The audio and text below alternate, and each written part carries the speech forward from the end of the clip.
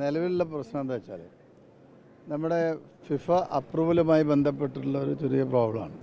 നമ്മൾ സ്റ്റേഡിയത്തിൻ്റെ അപ്രൂവലിന് 20 ദിവസം മുമ്പായിരുന്നു കൊടുക്കേണ്ടിയിരുന്നത്. അതിപ്പോൾ തയ്യാറായി വരികയാണ്. ശരിക്കും മിഞ്ഞാന്നായിരുന്നു കൊടുക്കേണ്ടത്. അപ്പോൾ നമ്മുടെ അവിടെ സീറ്റിംഗ് കപ്പാസിറ്റി അങ്ങനത്തെ കാര്യങ്ങളൊക്കെ സർട്ടിഫൈ ചെയ്ത് കൊടുക്കേണ്ടതുണ്ട്. അത് വേഗത്തിലാവുമെന്നാണ് നമ്മൾ പ്രതീക്ഷ. 1000-ഓളം ആളുകൾ അവിടെ ജോലി ചെയ്തിരുന്നു. അവിടെ ആ സ്പോൺസർ തന്നെയാണ് ആവശ്യമായിട്ടുള്ള 19 കോടി രൂപ ചിലവഴിക്കുന്നത്. അപ്പോൾ വളരെ വേഗത്തിൽ നടക്കുന്നത്. പക്ഷേ ആ ഒരു അപ്രൂവൽ കിട്ടേണ്ടതുണ്ട്.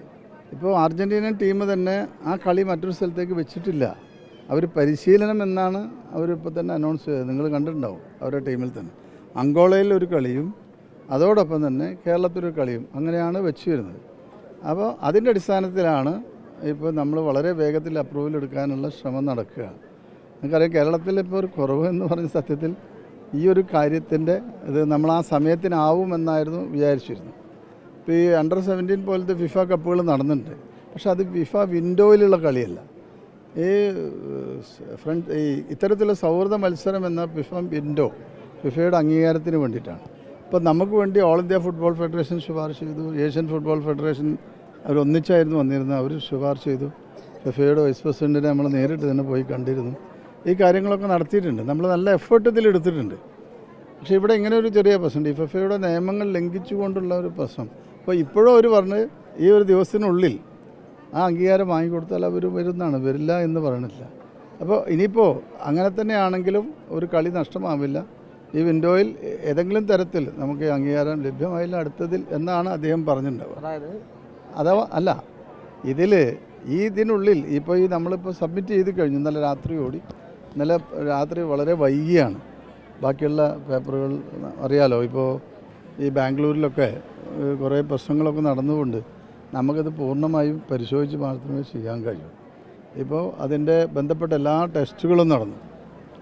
NIT പോലുള്ള സ്ഥാപനങ്ങൾ വന്നു, PWD പരിശോധിച്ചു, നമ്മളെ PWD ഡിസൈൻ വിങ് പരിശോധിച്ചു. ഇതെല്ലാം കഴിഞ്ഞപ്പോൾ ഇപ്പോൾ കുറ്റമറ്റ രീതിയിൽ അതെല്ലാം ചെയ്യാൻ നമുക്ക് കഴിഞ്ഞു. ഇനിയിപ്പോൾ 2 പ്രശ്നങ്ങൾ ഫ്ലഡ് ലിസ്റ്റ് ആ ഒരു സ്റ്റേഡിയത്തിൽ ലൈറ്റുമായി ബന്ധപ്പെട്ടാണ്. നിലവിൽ ലൈറ്റ് ഹാലജൻ ലാമ്പാണ്. അത് കത്തി വരണമെങ്കിൽ 1 മണിക്കൂർ കൂടി. അപ്പോൾ അത് മാറ്റാനുള്ളതായി ടെൻഡർ കൊടുത്തു. അത് ഫിറ്റ് ചെയ്തിട്ടില്ല. അതിൻ്റെ ഒരു ഫിറ്റിങ്സ് ബാക്കിയുണ്ട്. ബാക്കി ഇപ്പോൾ ഫയർ ആൻഡ് സേഫ്റ്റിയുമായി ബന്ധപ്പെട്ട കാര്യങ്ങൾ പൂർത്തീകരിച്ചു.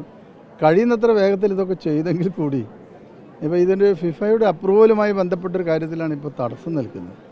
അത് നമ്മൾ വീണ്ടും ശ്രമിക്കുകയാണ്.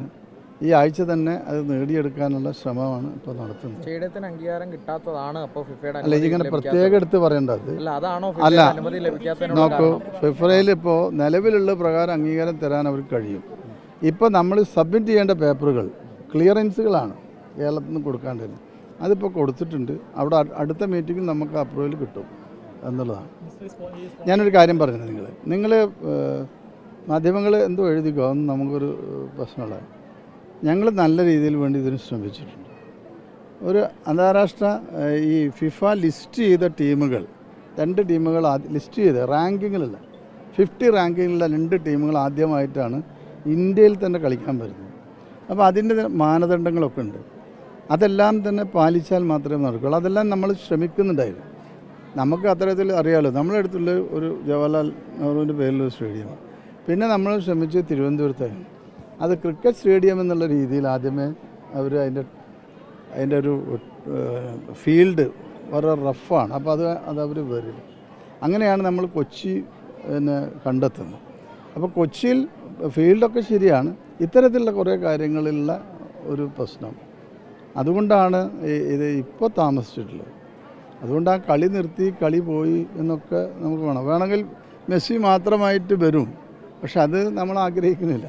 മെസ്സി മാത്രം വന്ന് റോഡ് ഷോ നടത്തി പോയാലോ നമുക്കതുകൊണ്ടുള്ള ഒരു ബെനിഫിറ്റ്, ഒരു നമ്മുടെ കായിക മേഖലയിൽ നമുക്ക് കിട്ടേണ്ട അതുകൊണ്ടുള്ള ഉപയോഗം നമുക്ക് ലഭ്യമാകില്ല. അതാണ് ഇതിൻ്റെ പ്രശ്നം. ഞാൻ വീണ്ടും പറയുന്നു, ഇതൊരു നെഗറ്റീവ് ന്യൂസ് അല്ല എന്നുള്ളത്. നിങ്ങൾ ആദ്യം ആലോചിക്കേണ്ടത് ഒരു കേരളത്തിലൊരു കായിക വകുപ്പ് ഇത്രയും ശ്രമിച്ച് നമ്മളായിട്ടല്ലല്ലോ ഈ കളി അനൗൺസ് ചെയ്തു. നമ്മൾ ആദ്യം പറഞ്ഞു, നിങ്ങൾ പലപ്പോഴും ചോദിക്കുമ്പോൾ വരും എന്ന് പറഞ്ഞെങ്കിൽ കൂടി ഈ കളി അനൗൺസ് ചെയ്ത് അർജൻറ്റീനൻ നാഷണൽ ടീമാണ്. അവരുടെ സൈറ്റിലാണ് ഇത് അനൗൺസ് ചെയ്ത്. അതുകൂടി നമ്മൾ മനസ്സിലാക്കണ്ടേ. അവിടെ നമുക്ക് ഇങ്ങനത്തെ ഒരു ചെറിയൊരു ഒരു പ്രശ്നം ഉണ്ടായിട്ടുണ്ട്. അതിപ്പോൾ പറയാതിരുന്നിട്ട് കാര്യമില്ലല്ലോ. അത് റെക്ടിഫൈ ചെയ്യാൻ അവിടെ നടക്കണില്ലേ. നോക്കൂ, നിലവിൽ അവിടെ സ്റ്റേഡിയത്തിൻ്റെ നിർമ്മാണം നടക്കുന്നുണ്ട്. ഞാൻ തുടക്കത്തിലേ പറഞ്ഞു, ആ സ്പോൺസർ ഈ കളി വരണം എന്നുള്ളത് കൊണ്ട് അദ്ദേഹത്തിൻ്റെ സ്വന്തം ചെലവിലാണ് ഇപ്പോൾ അത് ചെയ്യുന്നത്. അതുകൂടി അത് സത്യത്തിൽ ആരാധനയൊക്കെ തയ്യാറാവുക. സർക്കാരിൻ്റെ സ്റ്റേഡിയം നന്നാക്കാൻ 10-50 കോടി, 50-ലൊന്നും നിൽക്കാൻ പോകണില്ല ഒന്ന്. അത് അദ്ദേഹം സ്വന്തം ഏറ്റെടുത്ത് നടക്കുകയാണ്. നമുക്കൊരു ലൈറ്റ് വരെ ഫിറ്റ് ചെയ്ത് കൊടുക്കണമെന്നുണ്ടായിരുന്നു, പക്ഷെ അതിനുള്ള സമയം പോലും ഉണ്ടായിട്ടില്ല. അപ്പോൾ ഇതിൽ നമ്മൾ കാണേണ്ടത് കേരളം നല്ല രീതിയിൽ തന്നെ ഇതിന് ശ്രമിച്ചു. അദ്ദേഹം ഈ സ്പോൺസർ ആവശ്യമായിട്ടുള്ള എല്ലാ സഹായവും നമ്മളോട് ചേർന്ന് ചെയ്തിട്ടുണ്ട്. ഇവിടെ ഇത്തരത്തിലുള്ള ചെറിയ നിയമങ്ങൾ ഇപ്പോൾ കേരളത്തിൽ കളി വരാൻ ആഗ്രഹിക്കുന്നതിൽ ഏറ്റവും ഇപ്പോൾ ഏഷ്യൻ ഫുട്ബോൾ ഫെഡറേഷന്, ഓൾ ഇന്ത്യ ഫുട്ബോൾ ഫെഡറേഷൻ എല്ലാം നമ്മളെ കൂടെ നിൽക്കുകയാണ്. ഇതെല്ലാം നിൽക്കുമ്പോഴും ഇത്തരത്തിൽ ചെറിയൊരു കടമ്പയാണ് നമ്മുടെ മുമ്പിലുള്ളത്. അതും നമ്മൾ രക്ഷപ്പെട്ടു വരും എന്നാണ് എനിക്ക് തോന്നുന്നത്. മിനിസ്റ്റർ എന്നാ പറഞ്ഞു, ഇത്രയധികം സാങ്കേതിക തടസ്സങ്ങൾ ഉണ്ടായിരുന്നു നമ്മുടെ മുന്നിൽ.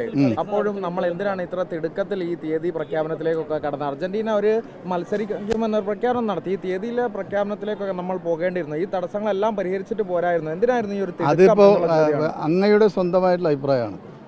ഇതൊരു പൊതുവേദിയിൽ ചോദിക്കേണ്ട ചോദ്യമല്ല. ഈ മുമ്പും പറഞ്ഞിട്ട് എന്താണ് ഫിഫ വെൻഡോ എന്ന് നമ്മൾ പറഞ്ഞിട്ടുണ്ട്. നമ്മൾ ഉദ്ദേശിച്ചത് ഈ വർഷം തന്നെ കളി നടക്കണം. അതിൽ 4 വിൻഡോകളിൽ ഒന്നുള്ളത് നവംബറിലാണ്, പിന്നെ മാർച്ചിലാണ് അടുത്ത വിൻഡോ ഉള്ളത്. അപ്പോൾ അങ്ങ് ചോദിക്കുന്നതിൽ അതിൽ അർത്ഥമൊന്നുമില്ല. നമ്മൾ ഈ വർഷം തന്നെ കളി നടക്കണം എന്നുള്ളത് കൊണ്ടാണല്ലോ ഇത് ശ്രമിച്ചുകൊണ്ടിരിക്കുന്നത്. അതിൻ്റെ അടിസ്ഥാനത്തിലാണല്ലോ നമ്മൾ ഇത്തരത്തിൽ ഒരു സ്റ്റേഡിയം നിർമ്മാണം, അത് സർക്കാരിൽ നിന്ന് അതിൻ്റെ അലോട്ട്മെൻറ്റൊക്കെ വന്ന് താമസിക്കുന്നതുകൊണ്ട് തന്നെ അദ്ദേഹം തന്നെ അത് ഏറ്റെടുത്ത് സ്വന്തം ചെയ്യുകയാണ് അയാൾ. അപ്പോൾ അതുകൂടി കാണണം. അല്ലാതെ ഇതിനൊരു നെഗറ്റീവായി നിങ്ങൾ കാണണ്ട.